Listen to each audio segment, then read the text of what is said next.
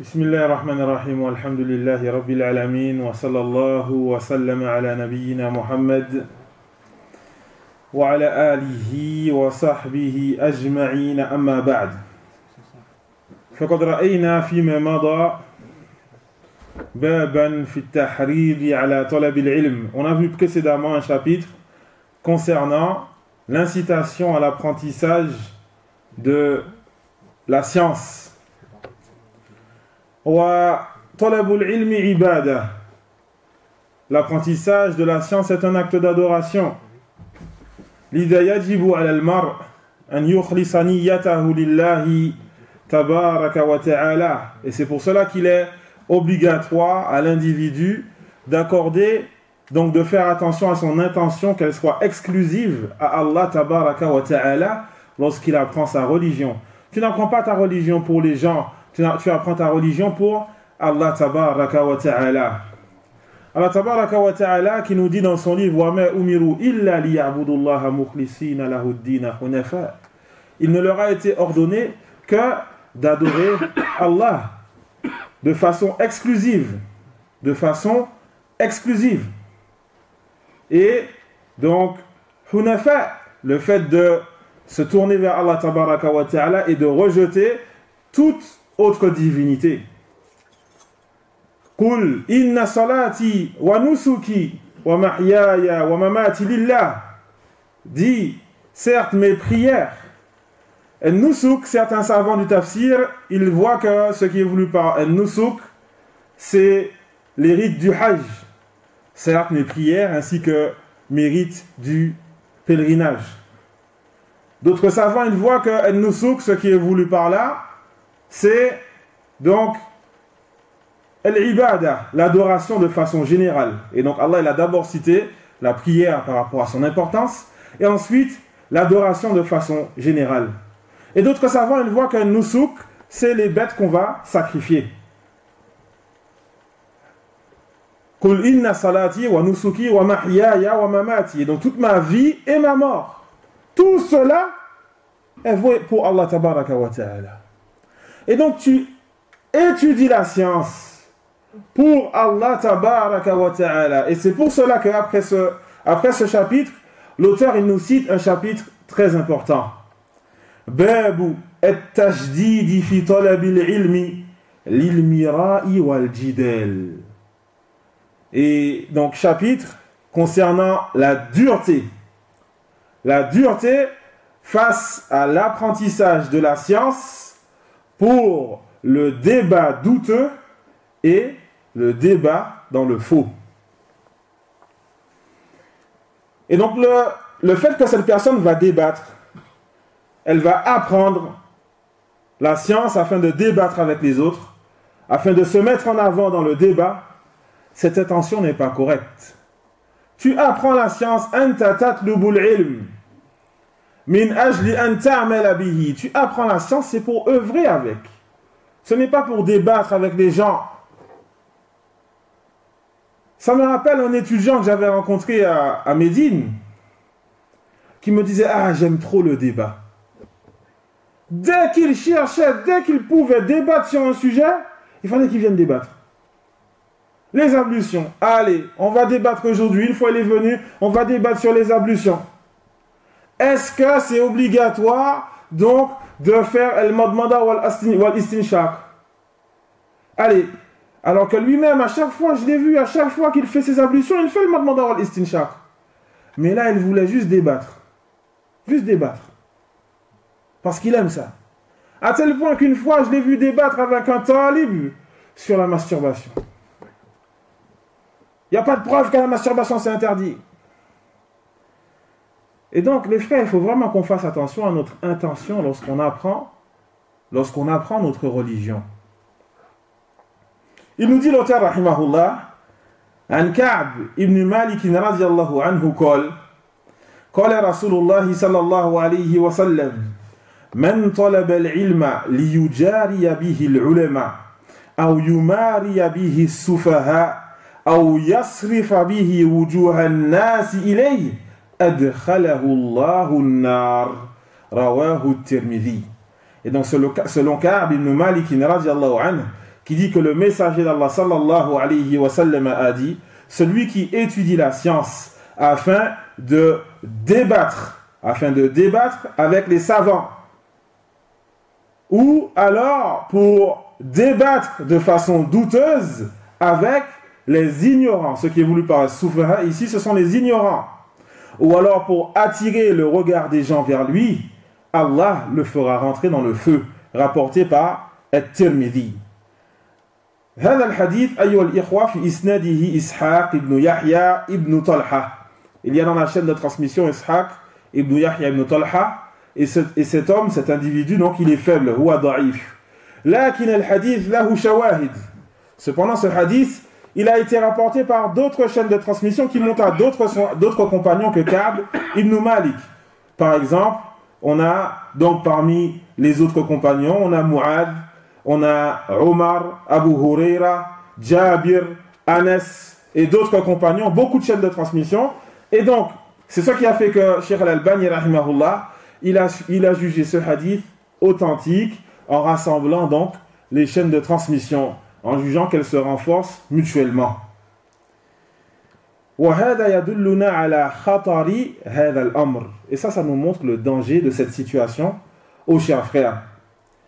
Le Cheikh Al-Fawzan, hafidhahullah ta'ala, il nous dit, donc dans l'explication de ce hadith, concernant la parole adkhalahu Allahu an-nar, Allah il fait rentrer cette personne dans le feu. Il nous dit anna al-ilma lam yunazzal lidhalik, car la science, elle n'a pas été descendue pour cela. La science n'a pas été descendue pour que tu débattes avec les gens à droite à gauche. Wa innama nuzzila lil amali salih wal ikhlas li wajhillah wat tawadu'i wa naf'in nas. La science, elle a été descendue afin d'accomplir de bonnes actions, afin d'accorder un culte exclusif à Allah tabaraka wa ta'ala, d'agir avec humilité et d'être profitable aux gens. Et donc, ô chers frères, la shakka anna talab al-ilmi min afdal al-ibadat. Le fait d'étudier la science, il n'y a nul doute que cela fait partie des meilleurs actes d'adoration, comme on l'a vu précédemment. Wa man kanat niyyatuhu adh-dhuhur, celui dont son intention, c'est le fait d'être mis en avant, c'est le fait que les gens le mettent en avant. Fala shakka أن هذه النية ليس فيها إخلاص لله تبارك وتعالى. Cette intention, il n'y a pas dans cette intention le fait d'accorder un culte exclusif pour Allah tabaraka wa ta'ala. Et n'oubliez pas la parole d'Allah tabaraka wa ta'ala dans le hadith Qudsi. Ana aghna ash-shuraka'i 'ani ash-shirk. Je suis celui qui me passe le plus de l'association. Faman 'amila 'amalan ashraka fihi ma'iya ghayri taraktuhu wa shirka. Alors celui qui a accompli un acte dans lequel il m'accorde un associé, je le délaisse, lui et son association. Et donc, il est important, si tu ne veux pas que Allah tabaraka wa ta'ala te délaisse, quand tu étudies la science, il est important que tu lui accordes un culte exclusif, tabaraka wa ta'ala. Et aussi l'auteur qui nous dit, donc le hadith numéro 128, وعن أبي أمامة رضي الله عنه مرفوعا ما ضل قوم بعد هدى كانوا عليه إلا أوتوا الجدل ثم تلا قوله تعالى ما ضربوه لك إلا جدلا بل هم قوم خصمون. Selon Abi Umama radiyallahu anhu, la parole attribuée au prophète sallallahu alayhi wa sallam, aucun peuple ne fut égaré après avoir été sur la guidée sans que le débat, el-jadal, c'est le débat dans le faux, el-jidal, ça peut être le fait de débattre pour le faux ou de débattre pour le vrai, pour défendre la vérité. Allah tabaraka wa ta'ala qui ordonne son prophète wajadilhum billati hiya ahsan, et débat avec eux de la meilleure des façons. Ici el-jidal, mais el-jadal, c'est le débat dans le faux, le fait que tu débats pour une raison qui est fausse, mais tu veux juste chercher à défendre ta position. Et donc, aucun peuple ne s'est égaré après avoir été sur la guidée sans que el-jadal, le débat dans le faux, leur fut donné. Puis il a récité, sallallahu alayhi wa sallam, la parole d'Allah, Ma darabuhu laka illa jadala. Ils ne t'ont cité cela que par pur esprit de débat, que pour débattre dans le faux. Bal hum qawmun khasimun. Mais ce sont des gens qui débattent beaucoup. Et donc, ô chers frères, lil ulama qawlan fi hadha al-hadith. Il y a donc deux paroles des savants dans l'explication de ce hadith. فمنهم من قال إنه يستفاد من هذا الحديث أن من ترك العمل بالعلم من ترك السنة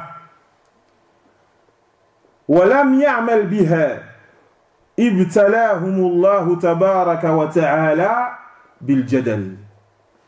Parmi les savants, il y en a qui disent celui qui délaisse la science, qui délaisse le fait d'œuvrer avec la science, il délaisse la sunna, il s'égare. Alors, à ce moment-là, Allah tabaraka wa ta'ala va donner à ces gens-là, il va les éprouver par quoi? Par le débat dans le faux. Ils se sont égarés et donc à chaque fois, ils vont débattre dans le faux. Et d'autres savants, ils disent al-murad anna al-jidal ou anna al-jadal min asbab ad-dalal. Ils nous disent ce qui est voulu, c'est que le débat dans le faux fait partie des causes de l'égarement. C'est-à-dire que les gens, ils sont sur la guidée. Hum ala huda.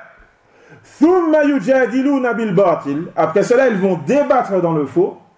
Et à cause de ce débat, ils vont donc s'égarer. À cause de ce débat. Wala shakka ayyuhal ikhwa anna hadha manhiyun an. Et il n'y a nul doute aux chers frères que cela est interdit, le débat dans le faux.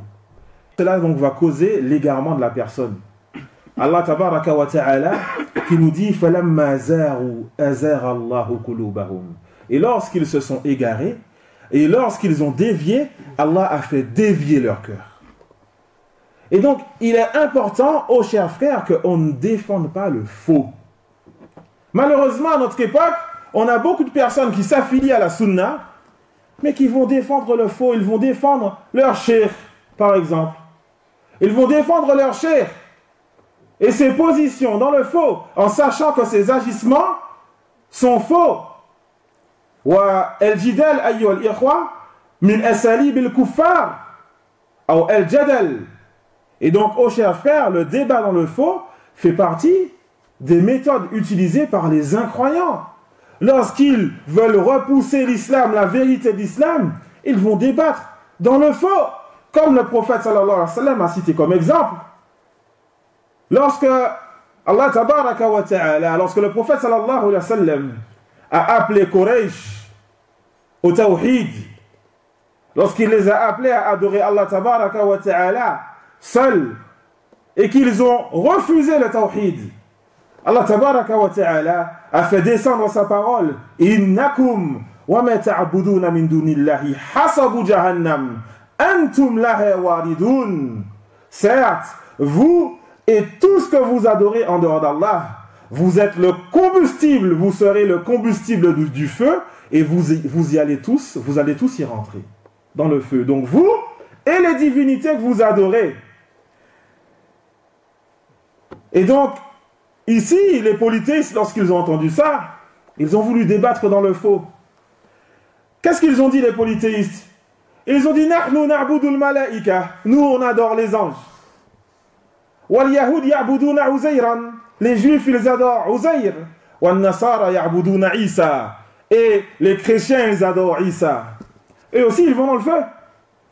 Et donc, ils savent très bien, ils savent pertinemment que leur argumentation est caduque. ويعرفون أن الله تبارك وتعالى برأ عيسى من ذلك. Ils savent très bien que Allah tabaraka wa ta'ala donc a innocenté Isa du polythéisme que les gens ont fait. Et que Isa, il fait partie des gens du paradis, des meilleurs, des prophètes. Ils le savent très bien. Mais ils n'ont voulu que le débat.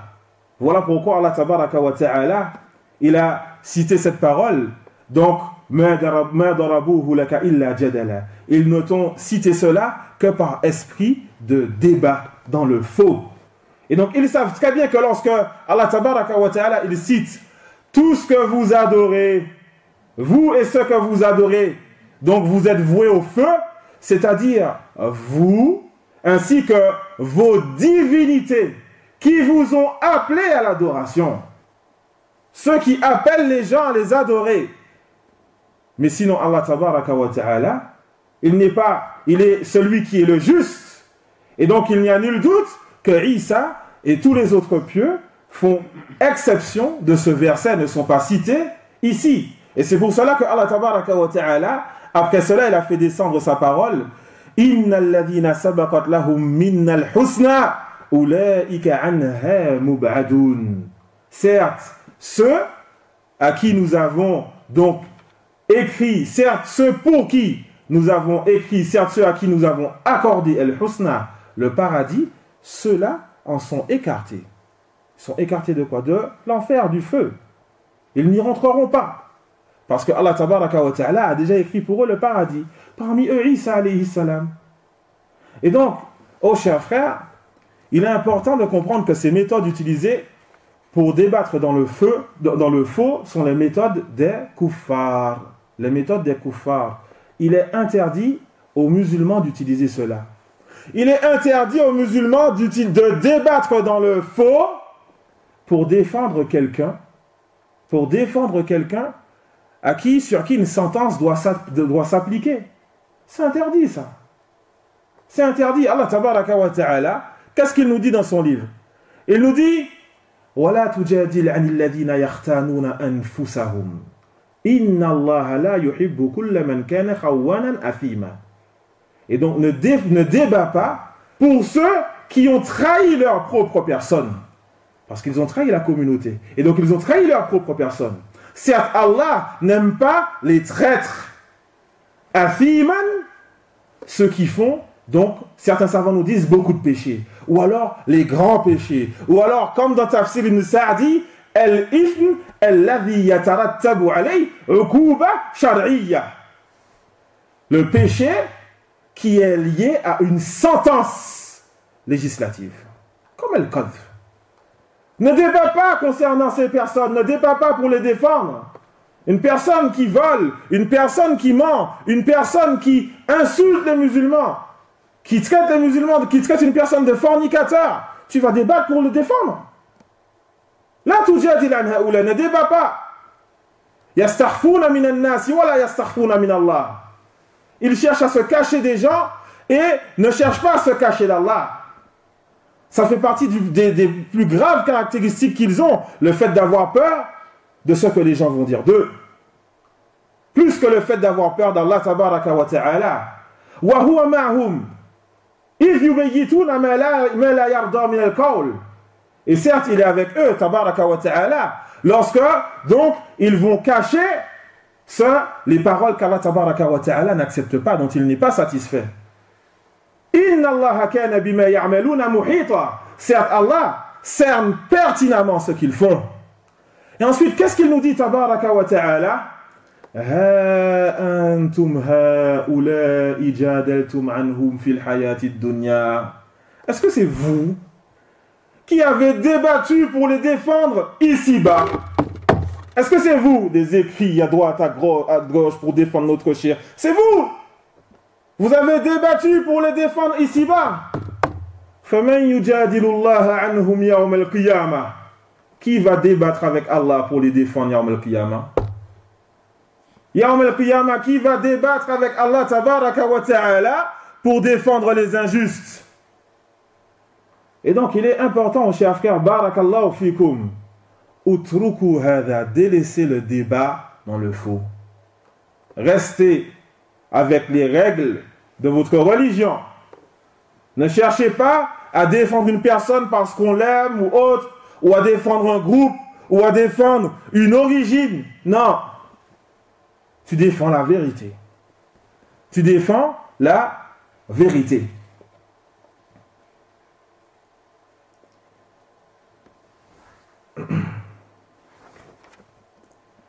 Et aussi l'auteur qui nous dit, rahimahullah, le hadith numéro 129, toujours dans le même sens.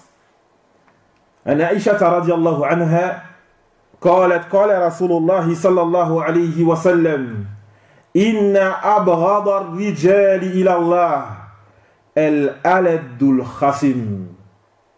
Selon Aïcha radiallahu anha qui dit que le messager d'Allah sallallahu alayhi wa sallam a dit, certes les hommes que Allah déteste le plus, ce sont ceux qui débattent beaucoup et qui sont expérimentés dans cela. Al-Alad, celui qui va beaucoup débattre. Al-Khasim, celui qui est expérimenté dans cela. Il va beaucoup débattre dans le faux et en plus de cela, il est expérimenté dans cela. Il va donc égarer des gens. À cause donc de ces débats qu'il fait. Et donc, chers frères, cette méthodologie ne fait pas partie de la méthodologie des pieux prédécesseurs. Le fait de débattre dans le faux. Accroche-toi à la vérité et délaisse cela. Et délaisse le débat dans le faux. Et Serge Cheikh Al-Fawzan, il nous dit, Hafidahullah, quelle est la cause qui fait que ces gens-là sont les plus détestés d'Allah? Il nous dit, li anna qasdahum laysa al-haq. Il nous dit parce que leur intention à ces gens, ce n'est pas la vérité. Ton intention, c'est que tu recherches la vérité pour Allah tabaraka wa ta'ala. À partir du moment où leur intention n'est pas le fait de rechercher la vérité, de la même façon que le font les incroyants, alors Allah tabaraka wa ta'ala les déteste. Le dernier hadith qu'on voit aujourd'hui, Inch'Allah ta'ala, la parole, donc le hadith numéro 130, An Abi Wa'il, An Abdillah, radiyallahu anhu, qui nous dit, Man talaba al-ilma li arba' dakhala an-nar. Celui qui étudie la science pour 4 raisons, alors il rentre dans le feu. Aw nahwa hadhihi al-kalima, ou alors une parole qui ressemble à celle-ci. La première raison, liyubahiya bihi al-ulama, afin de débattre avec les savants, comme on a cité précédemment. Aw liyumariya bihi sufaha, ou alors le fait de débattre donc de façon douteuse avec les ignorants. Débattre de façon douteuse, ce qui est voulu par là, c'est le fait de débattre sur un sujet douteux. Tu mets le doute à la personne avec qui tu débats et tu te mets le doute à toi-même. Voilà ce qui est voulu ici. Troisième raison,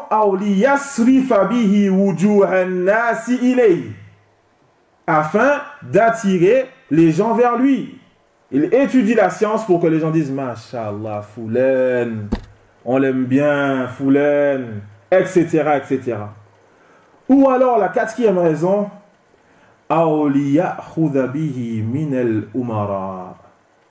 afin d'utiliser cette science pour prendre des bienfaits des gouverneurs. Afin que les gouverneurs, les personnes qui ont de la responsabilité, lui donnent de l'argent, afin d'atteindre donc les délices de ce bas monde. Le fait d'étudier la science afin d'atteindre les délices de ce bas monde, un emploi ou autre. Et donc, chers frères, on doit faire attention à notre intention. Tu apprends ta religion, lillahi tabaraka wa ta'ala, hifzul Qur'an, la mémorisation du Qur'an, fahmuhu, la compréhension, hifzul ahadith, la mémorisation des ahadith, la compréhension, le fiqh, etc., etc. Tout cela, tu le fais lillah. Tu le fais pour personne, ni pour aucun poste. Ni pour aucun poste. Ça, c'est très important. On va arrêter là pour aujourd'hui, Inch'Allah ta'ala. On continue ce même chapitre. Donc, demain, bi'idhnillahi ta'ala, wafaqallahu al-jami' likulli ma yuhibbuhu Allahu wa yardah. Wa sallallahu wa sallama ala nabiyyina Muhammad wa ala alihi wa sahbihi ajma'in wa jazakumullahu khairan.